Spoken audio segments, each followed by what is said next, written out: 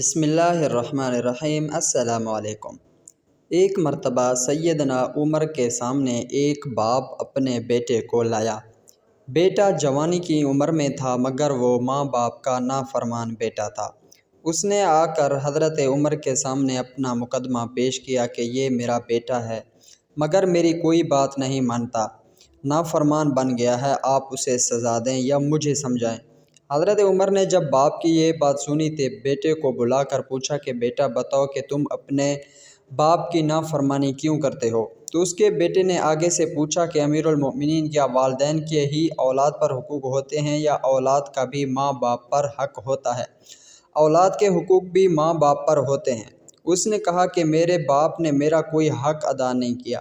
سب سے پہلے اس نے جو ماں چنی، جو ایک باندھی تھی جس کے پاس کوئی علم نہیں تھا، نہ اس کے اخلاق ایسے نہ علم ایسا، نہ اس نے کوئی اپنایا، اور اس کے ذریعے سے میری ولادت ہو گئی، تو میرے باپ نے میرا نام جیل رکھا۔ جیل کا لفظ مطلب گندگی کا کیڑا ہوتا ہے۔ یہ بھی کوئی رکھنے والا نام تھا جو میرے ماں باپ نے رکھا۔ پھر ماں کے پاس چونکہ دین کا علم نہیں تھا، اس نے مجھے کوئی دین کی بات نہیں سکھائی اور میں بڑا ہو کر جوان ہو گیا۔ اب میں نافرمانی نہیں کروں گا تو کیا کروں گا؟ حضرت عمر نے جب یہ بات سنی تو فرمایا کہ بیٹے سے زیادہ تو ماں باپ نے اس کے حقوق کو پامال کیا، اس لیے اب یہ بیٹے سے کوئی مطالبہ نہیں کر سکتے۔ آپ نے مقدمہ کو خارج کر دیا۔ تربیت و پرورش اہل دل کے لیے تڑپا دینے والے واقعات خارج کر دیا۔ سیدنا عمر کی عادت تھی کہ رات کو آپ چکر لگاتے تھے اور دیکھتے تھے کہ رعایا کس حال میں ہے۔ امیر المومنین تھے، ذمہ داری بھی بنتی تھی، چنانچہ آپ ایک مکان کے قریب سے گزرے۔ اس میں کچھ روشنی نظر آئی، کچھ باتوں کی آواز سنائی دی۔ آپ کو محسوس ہوا یہاں عام زندگی نہیں ہے، ضرور کوئی نہ کوئی گڑبڑ ہے۔ آپ کھڑے ہو کر دیکھتے، سوچتے رہے، پھر اندر سے کبھی قہقہوں کی آواز آتی، کبھی کسی مرد اور عورت کی آواز آتی، حتیٰ کہ آپ کی بصیرت نے یہ کہا کہ اندر کوئی گناہ ہو رہا ہے۔ دروازہ بند تھا، چنانچہ حضرت عمر دیوار کے اوپر چڑھ کے جب دیوار کے اوپر چڑھ کر انہوں نے گھر کے اندر جھانک کر دیکھا تو ایک مرد تھا اور ایک عورت تھی۔ وہ عورت اس کی بیوی نہیں تھی، بلکہ اس عورت کو اس نے گناہ کے لیے رات کو اپنے پاس بلایا تھا۔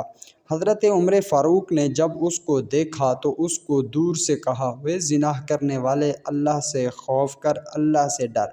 جب آپ نے اس کو یہ کہا تو اس نے آگے سے جواب دیا کہ اے امیر المومنین، میں نے ایک گناہ کیا لیکن آپ نے 3 گناہ کیے۔ پوچھا کہ وہ کیسے؟ اس نے کہا کہ اللہ رب العزت نے قرآن مجید میں فرمایا تم تجسس نہ کرو، آپ نے تجسس کیا اور میرے بند گھر کے اندر مجھے دیکھا۔ دوسری بات کہ قرآن مجید نے کہا تم گھروں میں ان کے دروازوں سے داخل ہو اور آپ دروازے کے بجائے دیوار پر چڑھ کر دیکھ رہے ہیں۔ قرآن مجید نے کہا کہ تم بغیر اجازت کے داخل نہ ہو اور اہل خانہ کو سلام کر کے گھر میں داخل ہو، اور آپ نے اس کے بغیر مجھ سے گفتگو کی۔ جب اس نے یہ کہا تو سیدنا عمر نے فرمایا کہ اچھا، اگر تو سچی توبہ کا وعدہ کرے تو میں اس گناہ کو معاف کرنے کا وعدہ کرتا ہوں۔ چنانچہ اس نے سچی توبہ کی کہ میں آج کے بعد اس گناہ کا مرتکب نہیں ہوں گا۔ حضرت عمر نے کہا اچھا تو میری غلطی کو معاف کر دو، اور یہ کر پھر آپ وہاں سے آگے تشریف لے گئے۔